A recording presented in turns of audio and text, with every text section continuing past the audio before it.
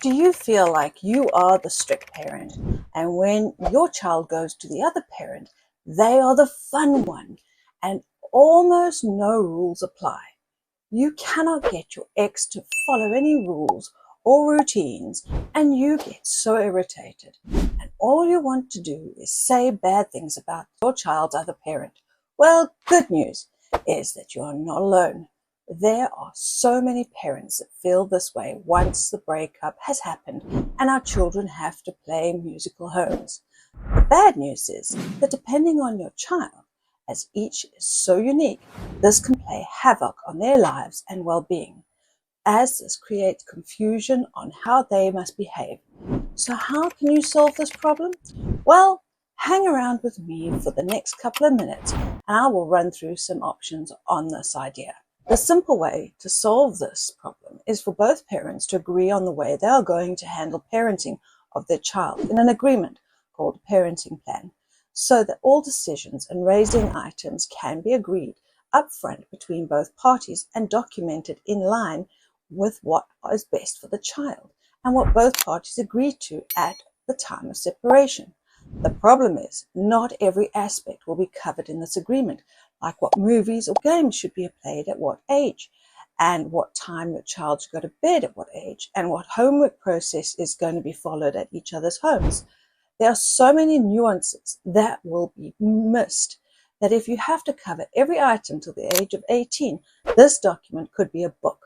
Besides, keeping this agreement in place is very difficult, and then you will both be throwing this at each other every month because someone broke a rule. In addition, getting this agreement agreed to and signed at the time of the breakup is also very difficult because of all the emotions that are so raw. You can get legal parties involved to draw these up, but at the end of the day, who wins here? The lawyers. And you lose money, which you could be spending on your child. Be smart and keep it simple.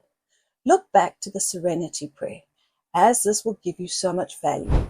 Grant me the serenity to accept the things I cannot change, the courage to change the things I can, and the wisdom to know the difference.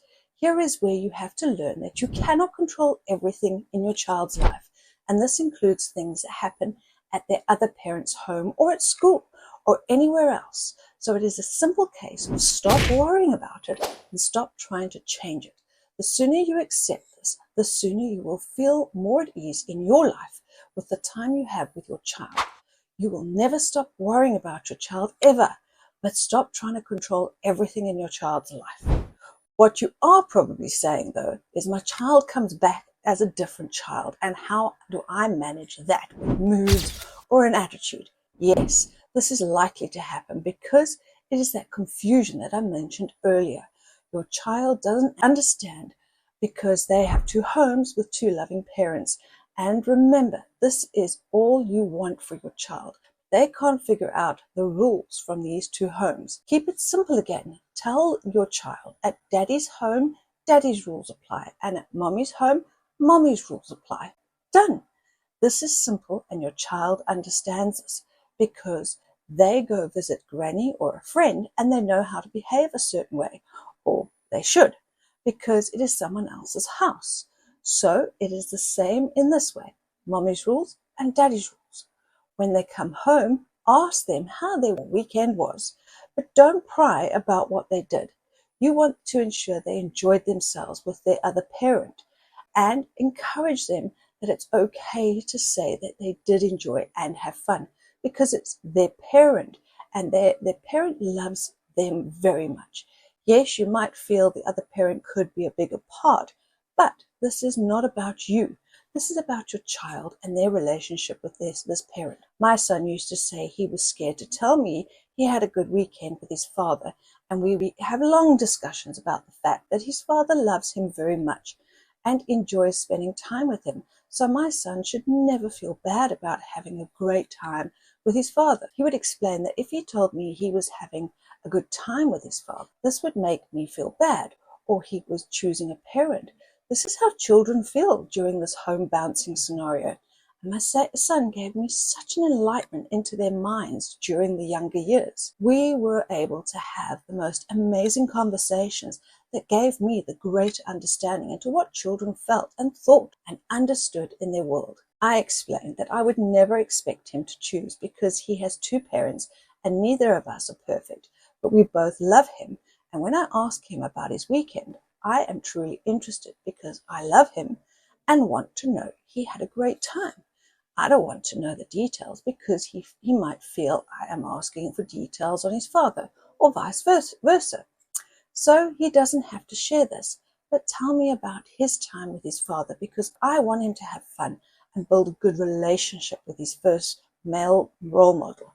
This is so important. Don't forget to grab a copy of my checklist for parents to monitor your parenting areas in the description below.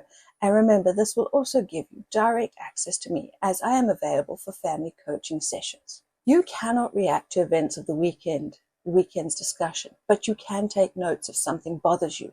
Things like perhaps driving after drinking and having your child in the car. You have to realize the weekend is now over, so nothing can be done now, and your child is safe, luckily. But when your child is collected again, just mention that if there is any drinking again, you will report him or her to the police because you won't accept your child at risk with the other parent when the other parent is behind the wheel. Just keep it as a matter-of-fact statement and no need to get into a discussion because, again, this is just a point you are raising about the welfare of your child, nothing else. And remind the other parent of this. You are not starting an argument, just stating a point. Statistically, children from broken homes are apparently more likely to cause more problems as they grow up and have more mental health issues, which baffles me because this is just an excuse a lot of people are using to get away with doing harm in the world. But again, this is a personal opinion and taking advantage of people with serious issues in the world. Parents that are breaking up and having to deal with this situation, don't let your child be a statistic and manage your child's welfare and ensure they are talking to you and telling you how they are feeling. And if you are just going through the breakup, I have a great video that will help you with the steps on this specific piece of understanding.